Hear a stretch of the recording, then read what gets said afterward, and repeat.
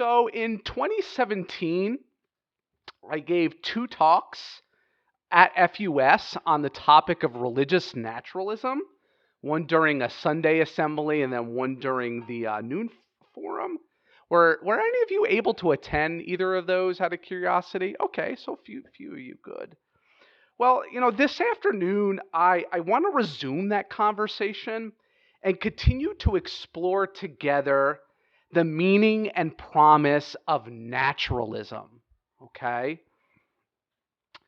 However, rather than focus exclusively on religious naturalism, like I did last time, we're actually going to take a look at different varieties of naturalism, okay? We'll pay special attention to both their distinguishing features and their existential implications, okay? Some of these varieties will be religious varieties of naturalism, while others will be decidedly non-religious, okay? Some of these varieties retain but naturalize and humanize theological language, while others are decidedly and even polemically atheistic, okay? But I think all of these are varieties of naturalism. That is to say, philosophies that are oriented to the realities, the possibilities, and the ambiguities of this world and this life. Okay? And all of them, in my estimation, and I'll be curious to see what you think, all of these different varieties of naturalism are compatible with humanism. Okay? So this is kind of where we're going, and I'll unpack all of this in a moment. But first, 2 quick caveats. I should have probably done this last time, so I'm going to do it this time. And here's caveat number 1. I am not looking for followers, okay? I'm a very enthusiastic dude, and sometimes my enthusiasm gets mistaken for evangelism. But rest assured, friends, I am not trying to convert anyone to any of these varieties of naturalism, or even to naturalism as such. I have no agenda this afternoon other than to introduce you to naturalism and to some of the naturalistic options that are available to those of us who identify as humanists, okay? Whether secular or religious or congregational or whatever. So my hope today is that you'll critically evaluate each of these varieties of naturalism, decide for yourselves which of them, if any, are appealing and or helpful, and be willing to enter into a respectful conversation with those who might see things differently. Okay? Which kind of leads me to caveat number 2 here, which is that I hope this could be a dialogue and not just a monologue. I'm going to have quite a bit to say about naturalism and the different varieties thereof. But as the presentation unfolds, there will be opportunities for some at least brief discussion. Okay.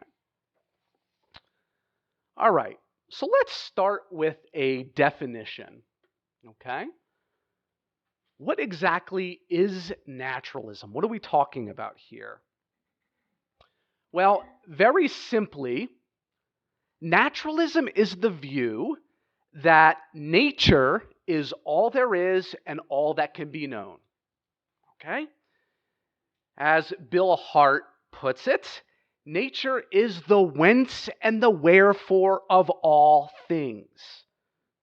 Whatever is in and of nature, which means that there is nothing beyond, outside of, or in addition to nature. Okay? At least as far as we know. Nature itself is infinite, self-sustaining, uncreated, and ultimate. Okay? So to further unpack that, I like to say that a naturalistic worldview rests on 2 basic premises. Okay? The first premise of naturalism is the rejection of supernaturalism. okay? So in a naturalistic perspective, there are no supernatural realities of any kind. Okay? There are no supernatural deities, entities, or beings, no creator gods, no angelic hosts, no demonic forces, no ancestor ghosts. There are no supernatural realms. There are no heavens, hells, limbos, or pure lands. There are no supernatural parts of ourselves that somehow live on after death. No immortal souls that transmigrate from one body to another or pass over to the other side. There are no supernatural events, explanations, or causes. No divine interventions, no miraculous occurrences that suspend natural laws, no creatio ex nihilo that somehow explains the origins of the universe. There are no supernatural meanings or purposes, no overarching cosmic direction, no grand historical telos, no providential plan that somehow justifies evil or mitigates randomness and contingency. Okay? There are no supernatural supports or justifications for human values. No eternal rewards or punishments for our moral actions. No absolute foundations for our moral virtues. By the way, this does not mean that everything is relative, okay? It only means that we are the creators of ethical values, and we are the arbiters of our ethical decisions. And there are no supernatural forms of knowledge, okay? For example, special divine revelation or something of that sort, right? There are many ways of knowing, okay? But all knowledge is natural knowledge. Okay? And for naturalists, the empirical sciences are the best, but certainly not the only means of gaining reliable knowledge of the world. Okay? So in short, to justify this first premise, there is nothing supernatural. Okay? That is, there is nothing beyond, outside of, or in addition to nature. Okay? Not as far as we know. So again, nature is the only realm there is. Okay? To be is to be natural. Which leads me to the second premise of naturalism, which is that human beings, like everything else in existence, are creatures and products of natural processes. So just as naturalists reject any dualism between nature and supernature, so too they reject any dualism between nature and humanity, okay? Or nature and culture, or natural history and human history, right? Nature is our home, and the human story is a tiny little chapter in the story of evolution, which is the greatest story ever told. Now, like every species, we are unique, right? We are animals with culture, art, morality, religion, self-consciousness, and highly developed brains, right? But animals with culture, art, morality, religion, self-consciousness, and highly developed brains are still animals, okay? I think one of the profound revolutions of Darwinian evolution is the animalization or the naturalization of the human being. Okay? We still haven't come to grips with that. So for the naturalist, nature is no longer out there, okay? Nature is no longer over against us. Nature is who we are. There's no part of us, like a soul, that is somehow in addition to nature, okay?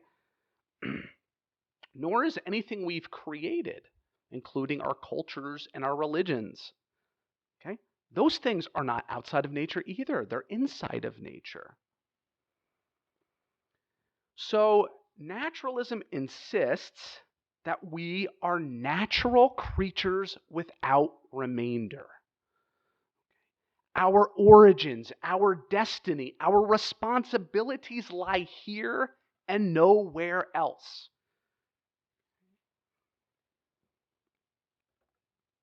Okay.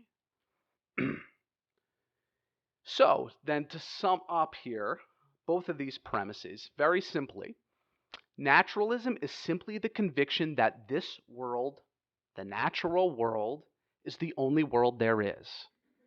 Okay? As far as we know, there's nothing outside of nature, nothing supernatural, and anything that does exist, including human beings, is inside of nature. Okay? That's how I define it, at least. That's kind of my nutshell definition of naturalism.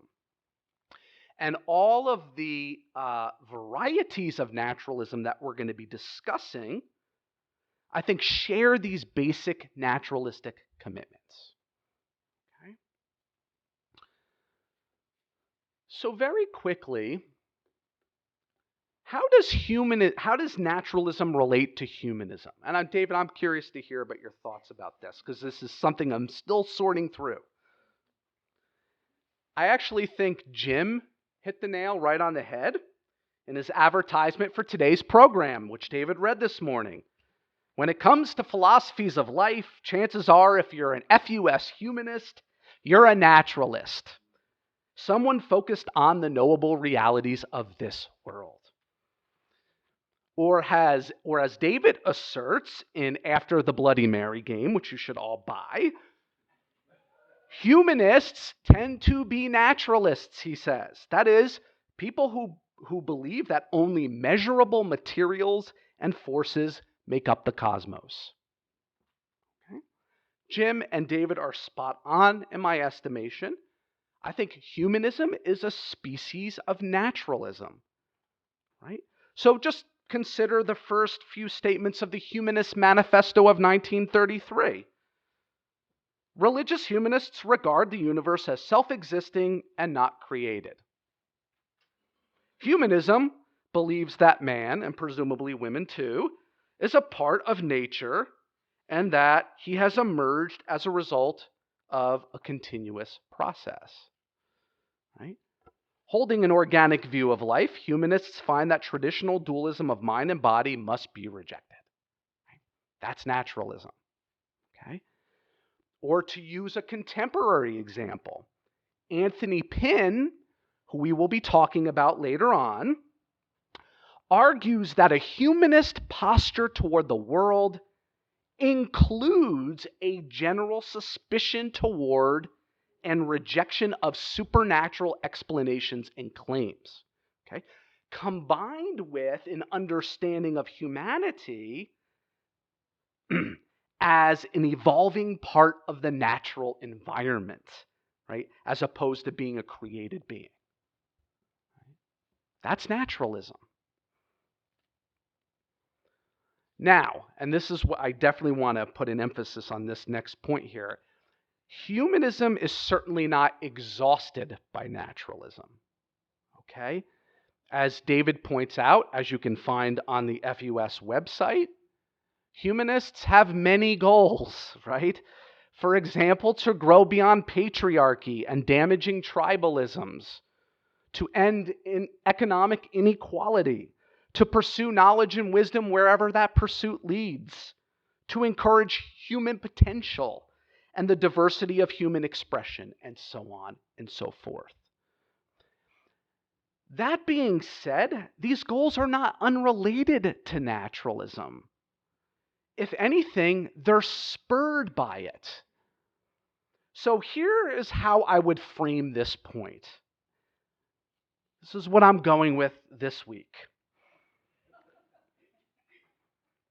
Humanists, how do you like this, David? Humanists are naturalists who, having repudiated supernaturalism, have dedicated themselves to the well-being of the planet and to the flourishing of all humanity and all living things.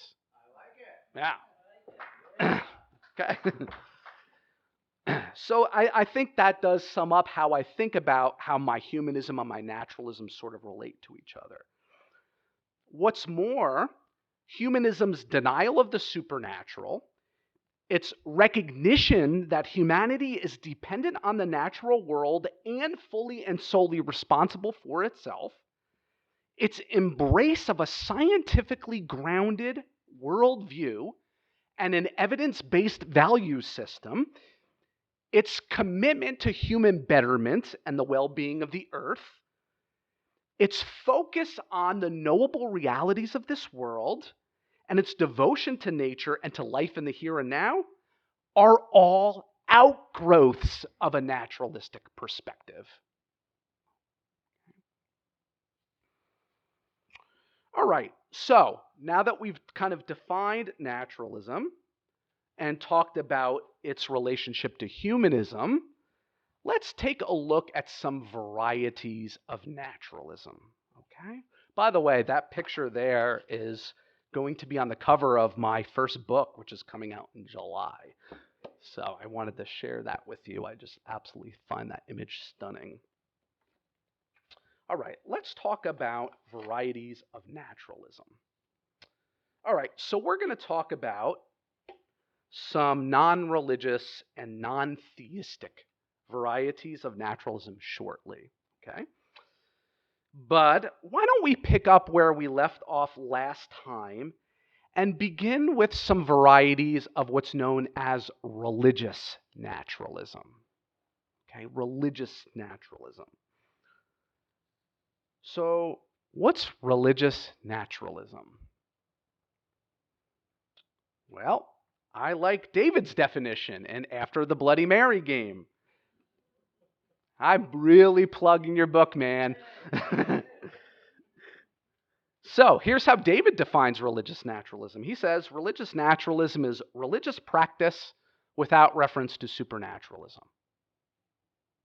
Okay? My definition is way clunkier than his.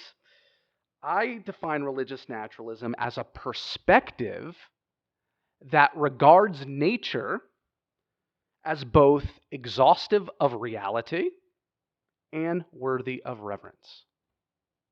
Okay? So, in other words, religious naturalists are naturalists who revere nature. I think that's as simply as I can put it. Religious naturalists are naturalists who revere nature. So on the one hand there, religious naturalists are naturalists. They deny supernaturalism and affirm that nature is all there is. Right? To quote David again, religious naturalists, like all naturalists, suspect that supernatural beliefs are most likely untrue. Okay. On the other hand, religious naturalists believe that it is both possible and desirable to live a religiously fulfilling existence on a completely naturalistic basis. Okay? I'll admit this is where my own perspective lies, squarely within this camp here. For the religious naturalist, yeah, nature is self-existing, it's uncreated, it's infinite, it's ultimate. But nature is also sacred for the religious naturalist, right? And to hold something sacred is to be overwhelmed and impressed by its significance, its ultimate significance. To say that nature is sacred is to say that nature itself is ultimately important and worthy of deep reverence, worthy of deep devotion, worthy of deep attention and thanksgiving and praise, right? Nature itself is capable of evoking awe and wonder and gratitude and amazement and terror and celebration. Nature itself can be the object of our ultimate concerns and commitments. There's a little bit of Tillich for you, right? The religious naturalist Loyal Rue puts it this way. He says, nature is enough. Nature is enough to sustain a depth of religious commitment. Nature is awesome, complex, beautiful, terrifying, wondrous, vast, and mysterious enough to be religiously appreciated and to be considered holy and sacred ground. So, in short, what makes the religious naturalist religious is her desire to cultivate a sense of reverence and worship and awe in face of the wonder and mystery of nature. So, for example, the religious naturalist accepts the story of evolution like every other naturalist does, right? But the religious naturalist responds religiously to that story, right? The story of evolution evokes in the religious naturalist deep feelings, right? Feelings that might be described as religious or spiritual, right? Awe and amazement, gratitude and humility, fear and reverence, jubilation and silence, things like that. Now, I confess, religious naturalism for many people sounds like an oxymoron, right? But religious naturalists, they want to say, like, look, religion is not necessarily supernaturalistic, right? And naturalism is not inherently anti-religious. This is very much in line with what Kelly was saying this morning about faith, right? For the religious naturalist, one could be a religion-friendly naturalist. Yeah? One could be spiritual but not supernatural. Okay? Now, without a doubt, the term religion is fraught with problems. Okay? Big problems, right? It's typically associated with God and or other supernatural concepts, no doubt. Most religious naturalists that you will talk to will come clean about that. No one's denying that the term is problematic. But religious naturalists think that there are at least some aspects of religion that are worthy of preservation. For example, myths and stories that give us meaning and orient us in the world. Rituals and practices that make community possible. Right? Symbols and traditions that give language to those universal feelings of fascination and terror, right? Or mystery and transcendence or reverence and awe, right? So the religious naturalist holds on to religious concepts and religious symbols and religious practices, but naturalizes them, okay? So, for example, religious naturalism is to a large extent a way of speaking about sacredness and transcendence naturalistically. That is to say, without a God or anything supernatural whatsoever, right? So, religious naturalism affirms the sacredness of the natural, right? The transcendence of the immanent. So, when you read a lot of these religious naturalists, people like Loyal Rue, right? Or Ursula Goodenough, or Donald Crosby, or Chet Ramo, all of these people are, for all intents and purposes, all of these people are atheists. Okay? But all of them embrace and reverence what Goodenough calls the sacred depths of nature. Right? The sacred depths of nature. That is to say, the mystery, the power, the beauty, the terror, the emergent complexity of this world. So I think the title here of one of Chet Ramo's most influential books sums it up nicely. The book is called When God is Gone, Everything is Holy. When God is gone, everything is holy. Right? So according to Ramo, we can rid ourselves of ancient superstitions and tribal gods and still cultivate a sense of the sacred. That's his gamble anyway, right? He says, look, when we let go of gods and supernatural explanations, every jot and tittle of creation, he writes, becomes an object of reverence and respect. I don't know what's more ecologically relevant than that. Donald Crosby, one of my close friends, makes essentially the same point.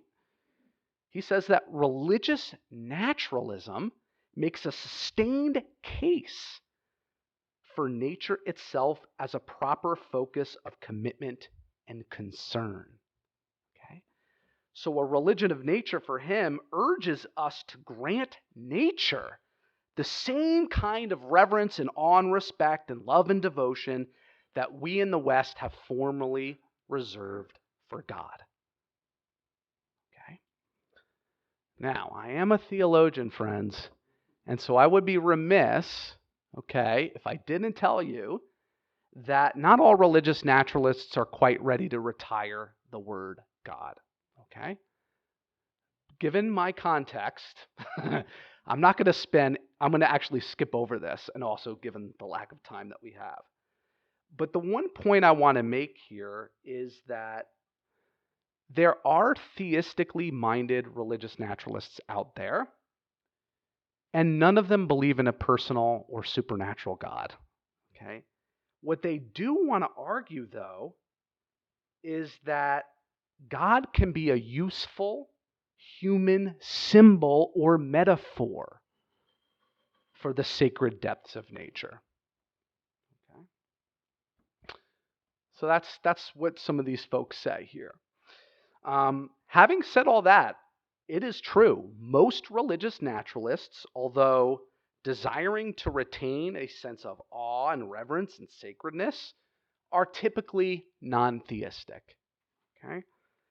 Most religious naturalists have moved beyond God language entirely, finding this symbol irrelevant and irredeemably problematic, right? And I think this is why some humanists have been able to actually embrace religious naturalism, because there isn't that stumbling block, right?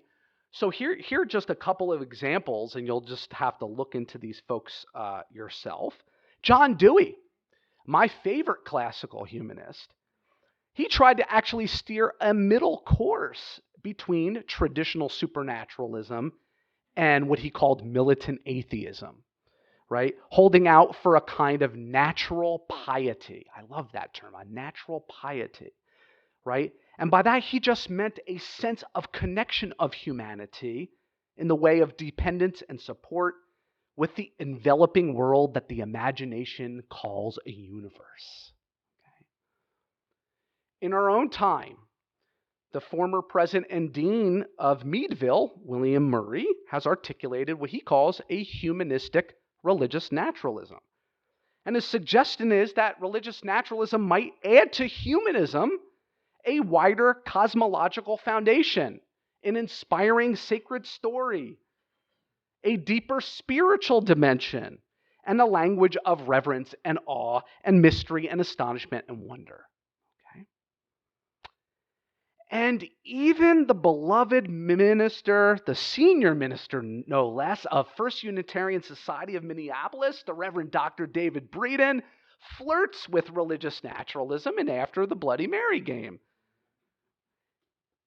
This writing is incredible. He says, "You might be a religious naturalist if you think that neither time nor the universe has any interest in you or the American electorate or the United States or even humankind. Because, well, another news flash, the sun will burn out, the planet will go dark, and eventually something will happen to the universe. A big crunch, heat death, something. And time will be no more. Indeed," he says, "death is the irreducible fact of existence." That's the bad news, David confesses. The good news, he says, is that we are here now. And the here and now is pretty damn awesome and wondrous. And it's also tragic and it's really funny, right? It could even be experienced, he says, as sublime, right? Which David defines as the threshold, the edge, the place where terror and awe meet. I love that. So you might be a religious naturalist, he says, if you aspire to live a life of integrity and authenticity in face of the sublime. Right? You might be a religious naturalist if you want the awe, if you want the wonder, but you can keep the superstition and the supernaturalism. So, David, might you be a religious naturalist? I might be. So maybe just very briefly here, just curious to hear how folks respond to this. I mean, do you think that things like religion or spirituality or God are naturalizable, right? Can we have a language of reverence or a language of awe or a sense of sacredness without the supernaturalism? Yeah. We're going to have to take back some of those words from multiple religions and make it absolutely clear that, y'all guys have hijacked these words. We're hijacking them back. Mm-hmm. Okay. Back. Mm-hmm. So you think they're worth?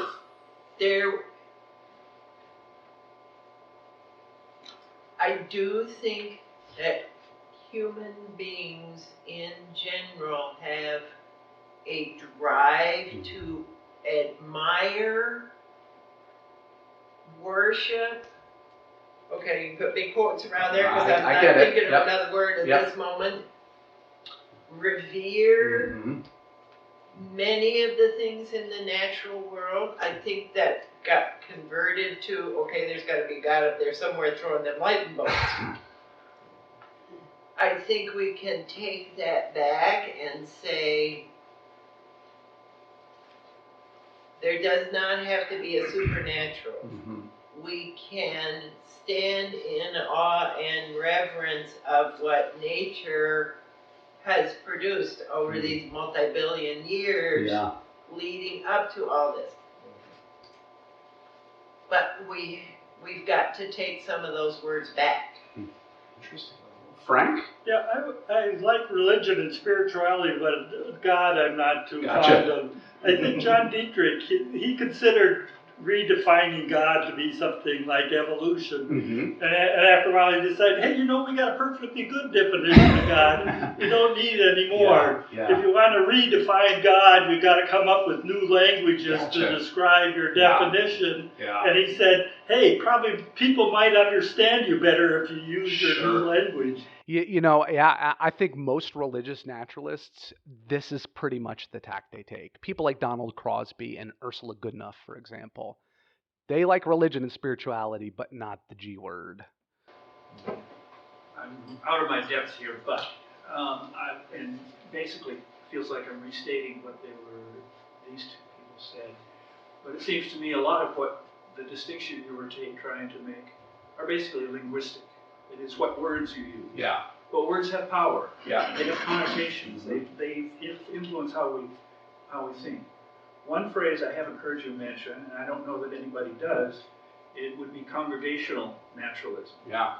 And it seems to me that, as I recall, Kendall Gibbons' definition of religion, now you can redefine things, and congregational really overlapped a lot. And it would seem to me that the term congregational naturalism sort of skirts around the complications of the term religion. Yeah. I kind of like that word, congregational. I'm going to talk about that. It's a perfect segue, actually, to the next thing I want to talk about. But yeah. I was just going to say, the word God was created by man. It's true. End of story. Yeah. Then again, so is the word nature. Right. All these are human creations. God is a concept and a word that doesn't need to be redefined particularly. You just define it the way, as an individual, you define what is God to you. Love, nature, etc. But we're a culture. And we are surrounded with loads and loads of different people who have the language in common vernacular. As a former fundamentalist, I held very strongly to the words being used And when you said the word God, you may have meant it one way, but I used it completely differently.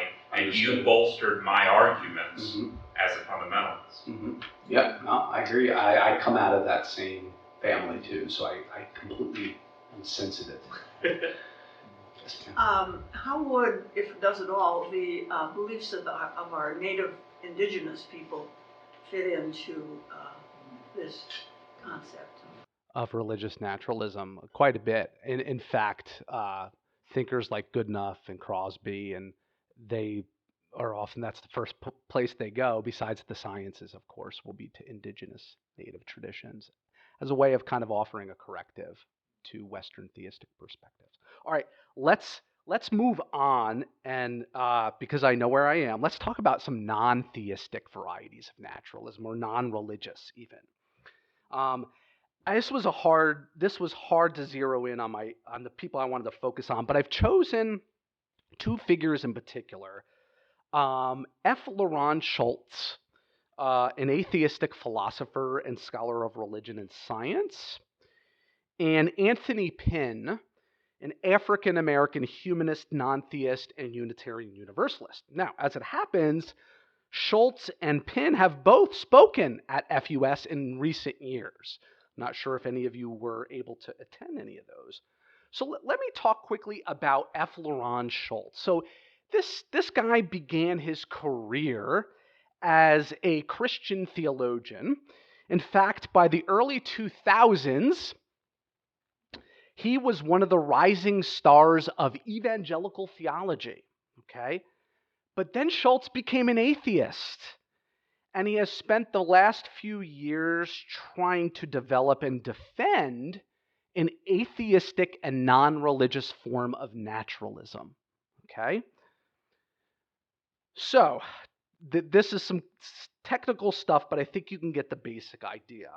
So, Schultz arrived at atheism by way of what's known as the biocultural study of religion, okay, which is an interdisciplinary field of study that interprets religious phenomena through the lens of the natural and the social sciences, right? So it's often called the scientific study of religion, right? And according to Schultz, empirical findings within the scientific study of religion actually explain where gods come from and why people keep them around. To be very specific, he says that gods come about as a result of two naturally evolved tendencies within the human species. The one is the hyperactive detection of human-like agency in the natural environment. He calls this anthropomorphic promiscuity. And then the other, okay, is the overprotection of in-groups in the social environment. Okay? He calls that sociographic prudery.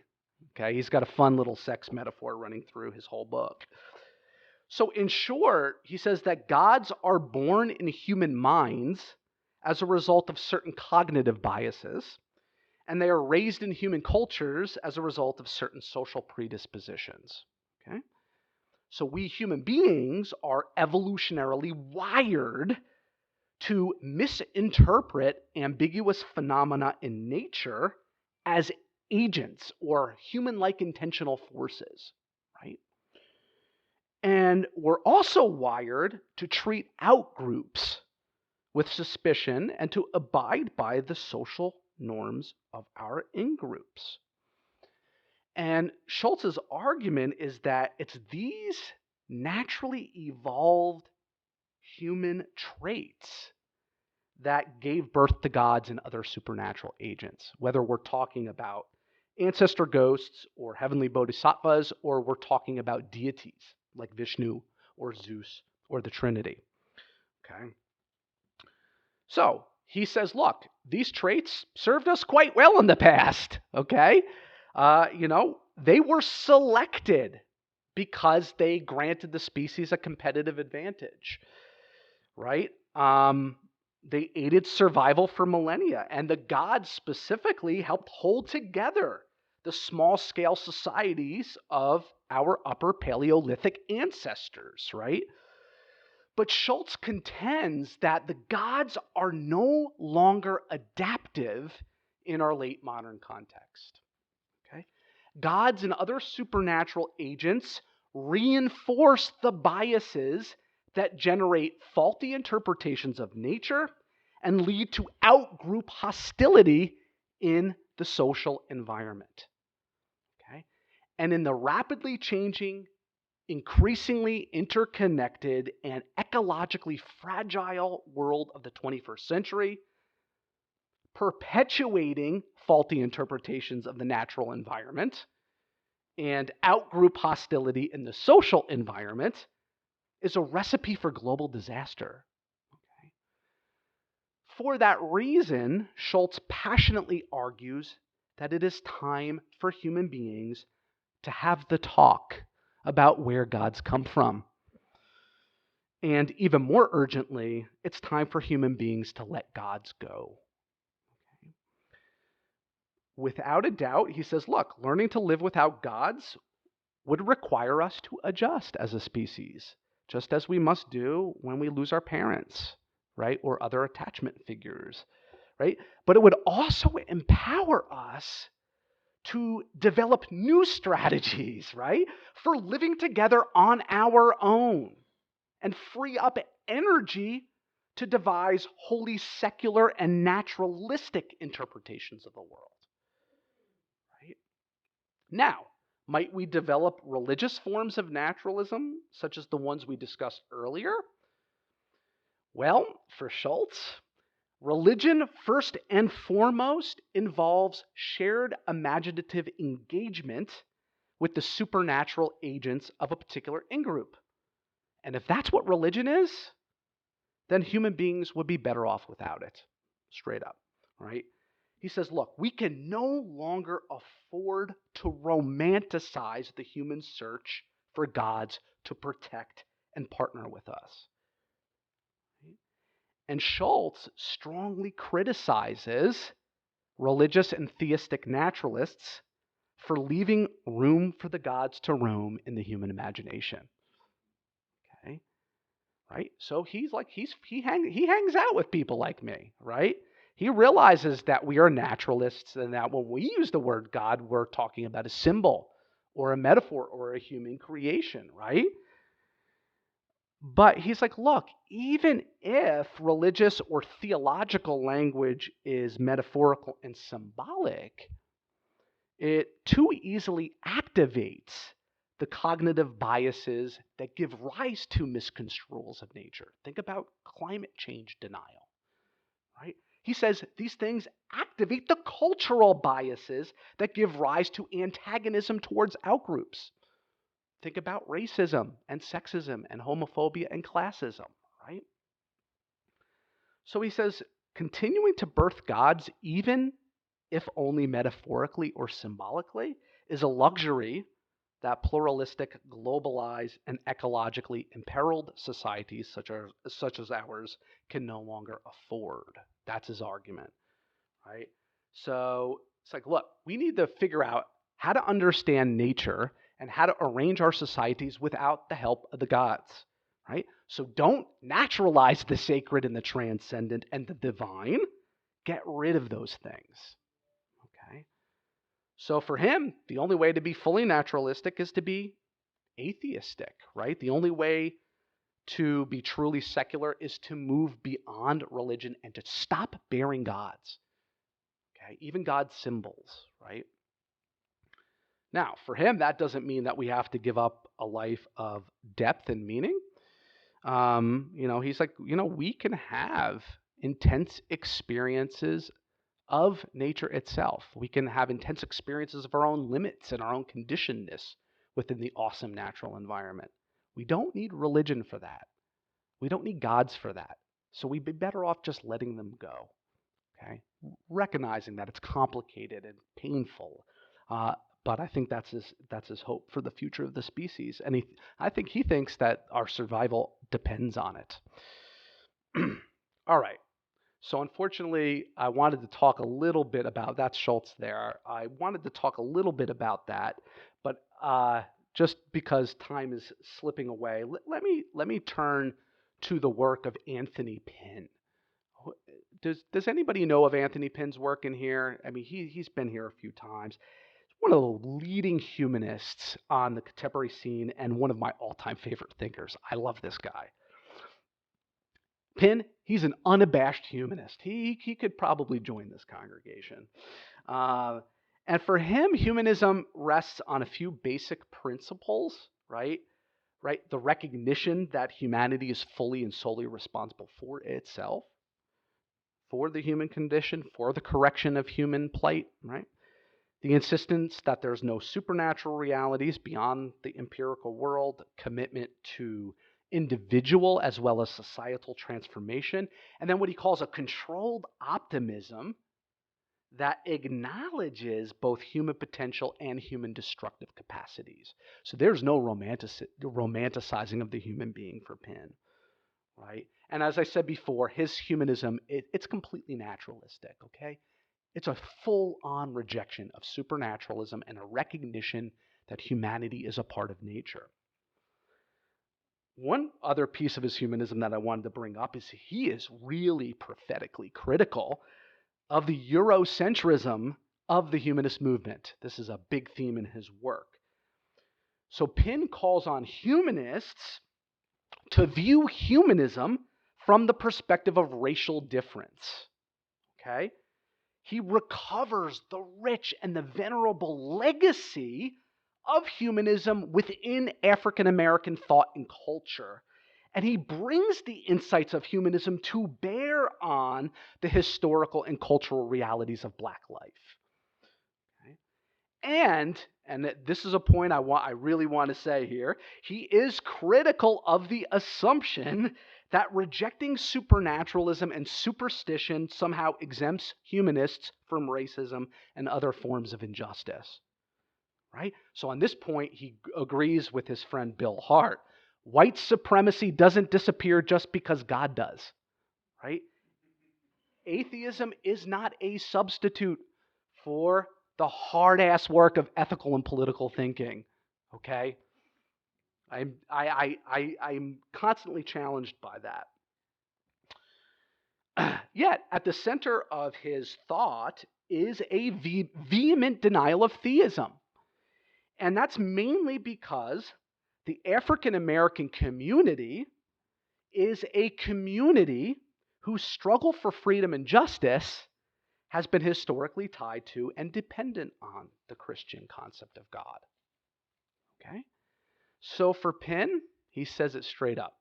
It's time for African Americans to quit looking for transcendent assistance in their pursuit for liberation. Okay? I think the title of one of his recent books says it all. It's called The End of God Talk. Okay? And he says there are dimensions and layers of African American embodied life that have been sacrificed for the sake of God talk. And this process should end. Okay.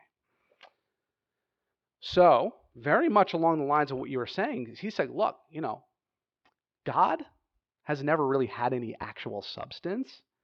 God is simply, he says, an age-worn bit of theological vocabulary. It's a human creation, a human projection that has run its course, and that should be retired without any great deal of ceremony. Right. Many other aspects of his thought I could talk about. For example, he's a Black liberation theologian, right? And so, like Black liberation theologians, he looks to the Bible as kind of a motif for grounding his humanism, but he doesn't look to the Exodus. He looks to the story of Nimrod and the Tower of Babel, and sees Nimrod as kind of like a Promethean figure, sort of a prototype, a mythic prototype of humanists who, defy transcendent authority and who courageously assert the power of human creativity and human determination and collective human commitment. Right? Another big piece. So this man is just as non-theistic as Schultz is, I think. But unlike Schultz, he's wanting to distinguish religion from theism, maybe along your lines, Frank. Like, he says, look, you can have a religion, but not the theism. And he actually sees his own non-theistic form of humanism as a kind of religion because it involves a quest for what he calls complex subjectivity, right? It's a push for greater life meaning, both existential and ontological in nature. What else is religion if it's not that, right? He's even willing to hold on to that word theology, and he's gotten a lot of heat from fellow humanists for this. And for him, theology obviously is not God talk. He has kind of a theology without the theos, right? And he defines theology as a method for critically engaging and discussing the deep existential and ontological issues endemic to human life. So if you define theology that way, you could call humanism theological, right? And there's one more point on Pinn, and this is the point I really wanted to bring up, and we can stop here. One of the things he's been looking at recently, and I heard him give a talk on this, and I was just floored by it. He says, look, what is really the source of human fulfillment and political hope for the non-theistic humanist? And here, Pinn takes inspiration from the existentialist philosopher and novelist Albert Camus, who had the audacity to imagine Sisyphus happy. Right? I mean, Sisyphus continues to push his rock, making at best temporary progress and finding at most fleeting meaning. Just as soon as the summit is reached, the rock rolls back down, right? And Sisyphus starts the task all over again in a perpetual loop. Yep, exactly, right? And yet, he says, Sisyphus is not crushed by the struggle, right? On the contrary, Sisyphus is content to do something regardless of what it achieves, right? So for Pinn, he says Camus provides a new gospel of sorts, right? That's his words, a new gospel of sorts. He imagines the possibility that struggle might yield happiness, right? Happiness can be found in embracing the messy tasks associated with complex living in this world, right? In full recognition that life is absurd, right? That the world is unresponsive and often cruel, and that history is littered with the trash of human injustice and oppression, right? So Pinn ventures that human fulfillment lies in the struggle, not in the belief in some kind of grand liberation, right? In the struggle to continually push the rock, right? You find joy in the momentary victories, while knowing full and well that there's not going to be any lasting meaning, there's not going to be any perfect justice, there's not going to be any absolute certainty, no inevitable progress, as some Enlightenment thinkers thought, right? The rock is going to reverse and roll back down the damn hill, right? Trump will succeed Obama over and over again. But for the humanist, happiness might be found, or he says at least can be imagined, in the mere fact that human beings can and do struggle, despite what that struggling may or may not achieve. So, to quote Pinn, and this is just one quote, he says, "This North African, Camus, is committed to movement through the world made possible only by the strength of human will and the integrity of our goals, although neither will be enough to win the day. Still," he notes, "one must imagine Sisyphus happy. Imagine him, despite the absurd circumstances, despite the disdain of the gods, despite a non-responsive environment, happy." So one final note regarding Sisyphus here. So for Pinn, Sisyphus represents the human situation on both the individual level and the communal level. Okay. Pushing that rock need not be a lonely enterprise, according to Pinn. Right? On the contrary, Sisyphus' struggle takes place in community, okay? As individuals work together to advance the potentialities of human life for themselves and for others. Here's how one might put this point. Humanism is at its best when it is communal humanism, perhaps even congregational humanism. Thanks for listening.